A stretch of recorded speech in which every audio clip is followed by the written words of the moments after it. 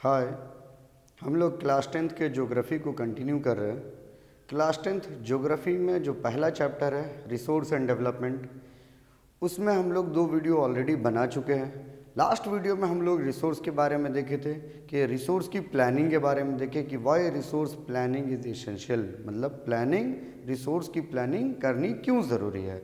आज हम लोग उसी को आगे बढ़ाते हुए हम लोग रिसोर्स कंजर्वेशन को देखते हैं। कंजर्वेशन ऑफ रिसोर्स क्या होता है और कंजर्वेशन क्यों ज़रूरी है। तो कंजर्व मीन्स ये होता है बचा करके रखना। हम लोग देखें कि रिसोर्स कहीं पर जो है ज़्यादा है, कहीं पर कम है, कोई रीजन है जो सेल्फ सफिशिएंट है और कहीं पर डिफिशिएंट है। इन सब चीज़ों की वजह से प्लानिंग ज़रूरी है अगर हम सभी जगह पर डेवलपमेंट चाहते हैं और सस्टेनेबल डेवलपमेंट चाहते हैं। तो इन सब चीज़ों को हम लोग लास्ट वीडियो में देखे थे।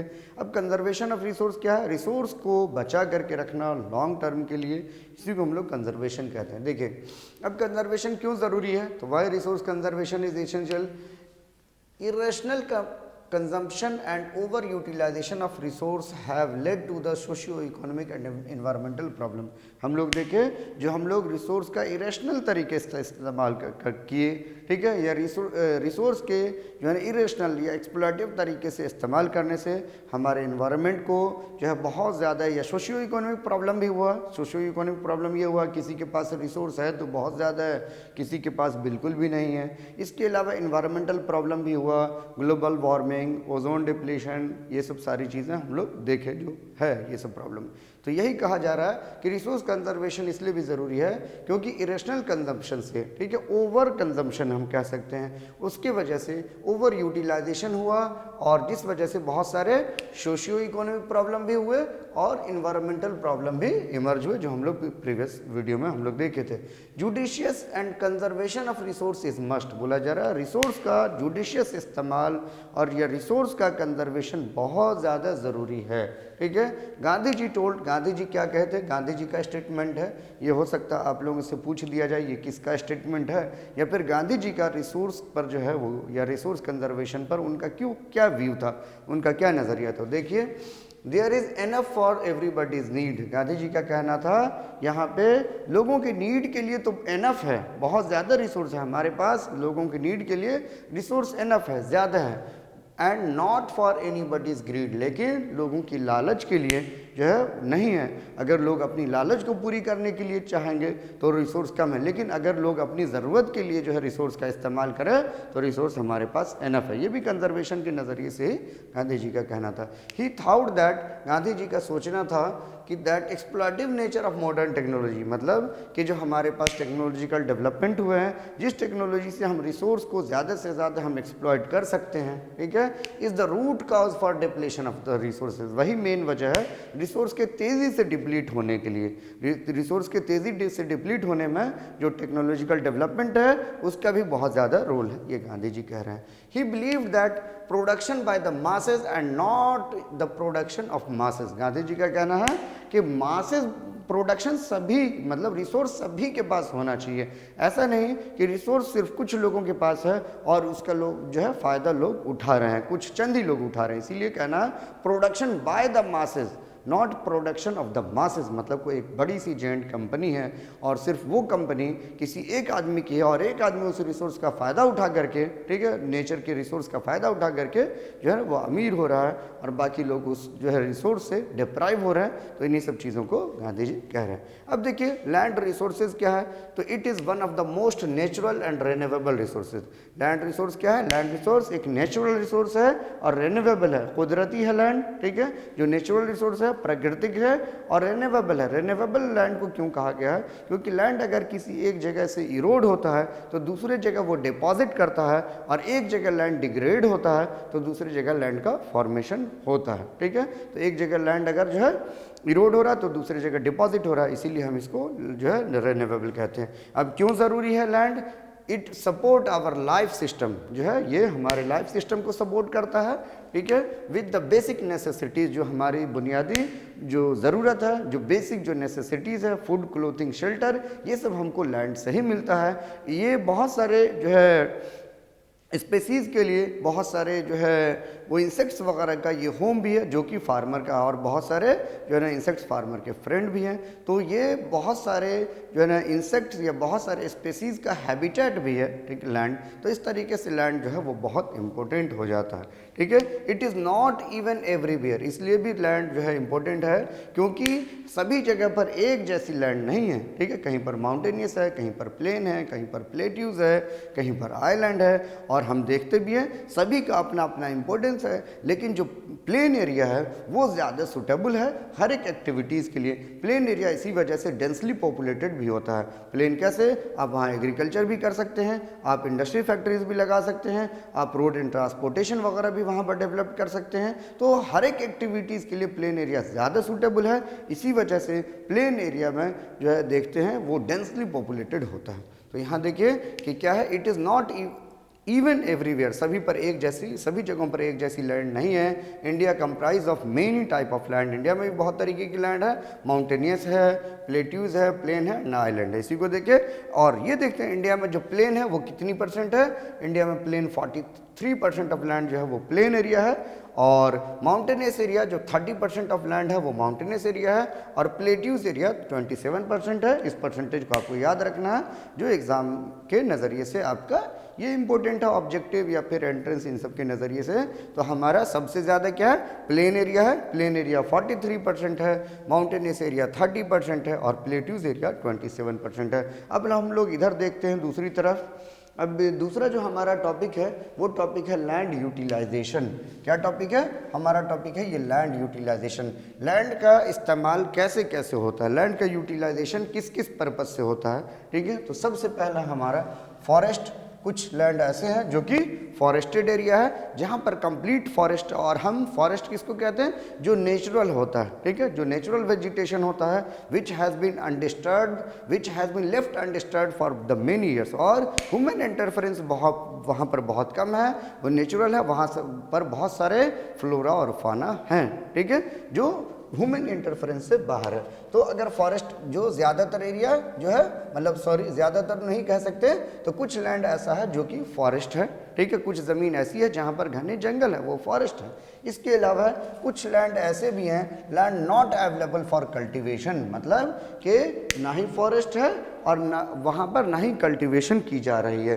तो कैसी लैंड है? तो देखिए बैरन है या वेस्ट लैंड है, या तो वो बंजर भूमि है या बंजर ज़मीन है, या फिर वहाँ पर एकदम जो वेस्ट लैंड है, वो मतलब कुछ नहीं हो रहा, वहाँ पर किसी भी इस्तेमाल से नहीं किया जा रहा। और इसी में land not available for cultivation में land use for building, road, factories, ETC, ठीक है, बोला जा रहा है कि land not available for cultivation, ना ही वो फॉरेस्ट है और ना ही कल्टीवेशन के लिए इस्तेमाल किया जा रहा है। तो या तो वो जगह बैरन है या वेस्ट लैंड है, या फिर हम बैरन या वेस्ट लैंड है, या दूसरी तरफ हम देखते हैं कुछ ज़मीन ऐसी भी हैं, ठीक है, ना ही फॉरेस्ट है ना ही कल्टीवेशन है, और वहाँ पे बिल्डिंग, रोड, फैक्ट्रीज वगैरह बनी हुई है, मतलब नॉन एग्रीकल्चरल पर्पस से इस्तेमाल किया जा रहा है। और ये किसके हेडिंग में आता है? Land not available for cultivation में दो तरीके का, बैरन एंड वेस्ट लैंड, और कुछ लैंड ऐसे भी है जहाँ पे बिल्डिंग, रोड्स, ये सब सारी चीज़ बनाए गए हैं, ठीक है। इसके अलावा आगे देखिए अदर अनकल्टिवेटेड लैंड, ठीक है, मतलब और भी अलग तरीके के लैंड जो कि अनकल्टिवेटेड है, मतलब वहाँ पर कल्टीवेशन नहीं की जा रही है। तो क्या है? परमानेंट पास्चर है या ग्रेजिंग लैंड है, ऐसे लैंड जहाँ पर ग्रेजिंग की जा रही है, और परमानेंट पास्चर है, मतलब जो है मैदान है, फील्ड है, जहाँ पर जो है वो ग्रासेस वगैरह उगे हुए हैं, और पास्चर लैंड जिसको कहते हैं। Land under miscellaneous trees, crops और ग्रुप्स, कुछ लैंड ऐसे भी है जो अलग अलग पर्पज से इस्तेमाल होते हैं। वहाँ पर हो सकता हो बागीचा हो, यहाँ पर हो सकता हो ग्रुप्स हो, सेक्रेट ग्रुप वगैरह है, तो ये सब भी है, ठीक है, जो कहीं ना कहीं इंसानों ने लगाया है वैसे जो है, तो उसको ग्रुप कहते हैं, बगीचे को कहते हैं।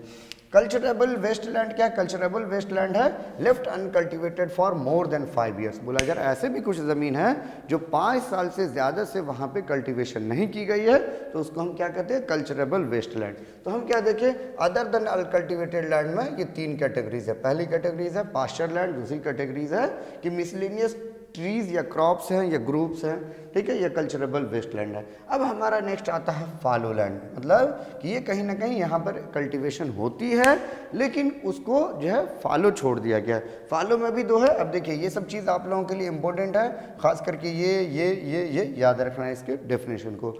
फॉलो लैंड में भी, फॉलो लैंड उसको कहते हैं जिस लैंड पे कुछ दिनों के लिए कल्टीवेशन नहीं की जा रही है, फार्मर उसको जो है फ्री छोड़ दिया है कि सॉइल की फर्टिलिटी रीगेन हो जाए नेचुरल तरीके से, ठीक है। तो फॉलो में भी दो तरीके का होता है। एक है करंट फॉलो क्या होता है, लेफ्ट अनकल्टिवेटेड फॉर 1 और लेस देन 1 ईयर, 1 साल के लिए या 1 साल से कम के लिए फार्मर उसको अनकल्टिवेटेड छोड़ दिया है।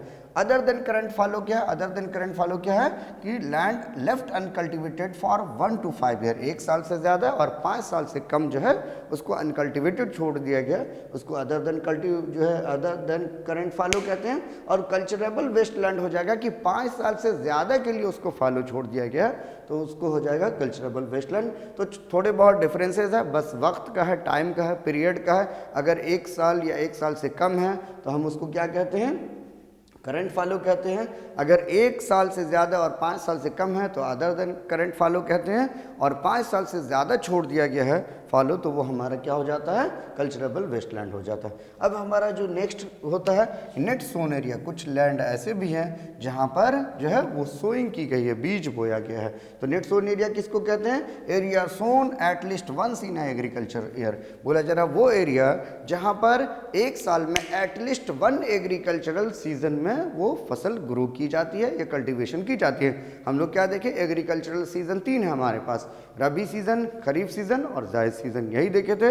तो रबी, खरीफ, जायद, इन तीनों सीजन में से किसी पूरे साल में एक सीजन में भी जो है क्रॉप्स ग्रो किया जाता है तो वो हो जाएगा नेट सोन एरिया, ठीक है। क्या है, area which is sown at least once in a year, वो सब जगह, वो सब एरिया जहाँ पर एटलीस्ट एक एग्रीकल्चर सीजन में भी कल्टीवेशन की जाती है, ठीक है।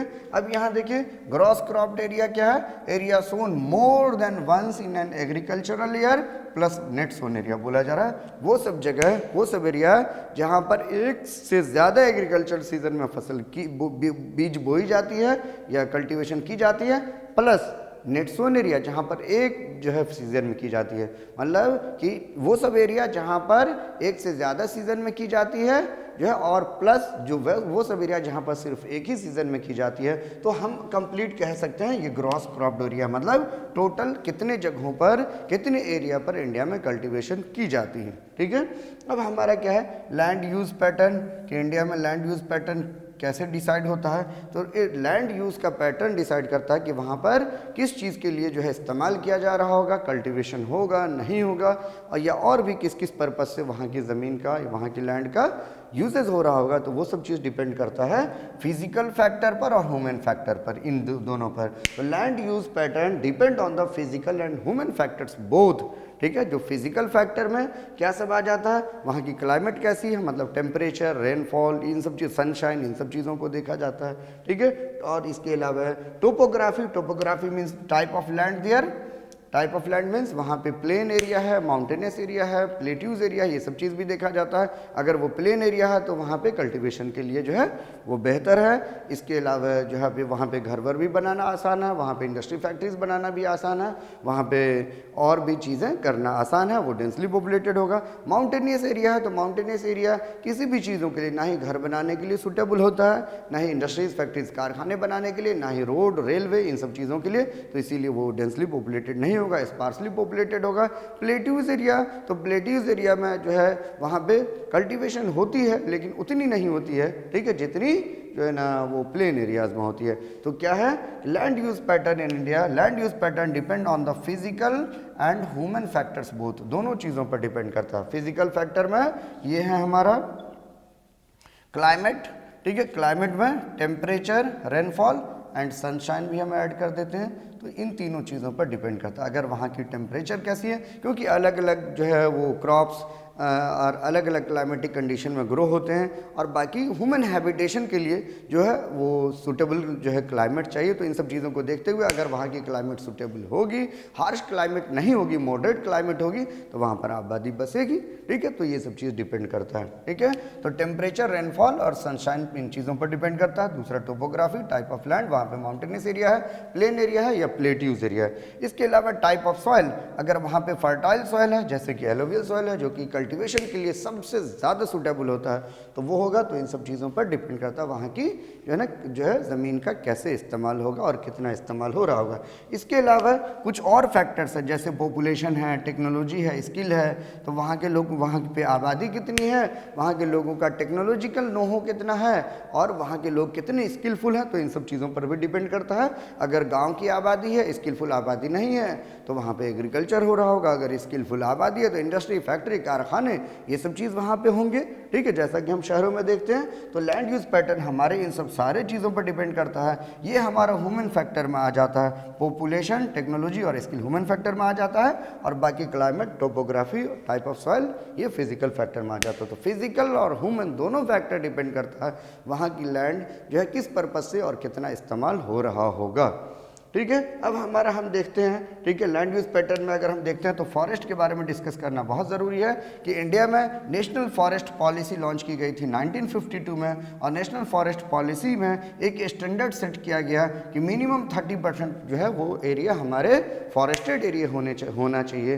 ठीक है, लेकिन जो है वो कहीं ना कहीं इकोसिस्टम के लिए या सर्वाइवल के लिए जो है वो लिविंग थिंग के सर्वाइवल के लिए सूटेबल है, बेस्ट है। ठीक है, तो इन सब चीज़ों के लिए नेशनल फॉरेस्ट पॉलिसी कहता है मिनिमम इंडिया में 33% जो है लैंड पर फॉरेस्ट होने चाहिए।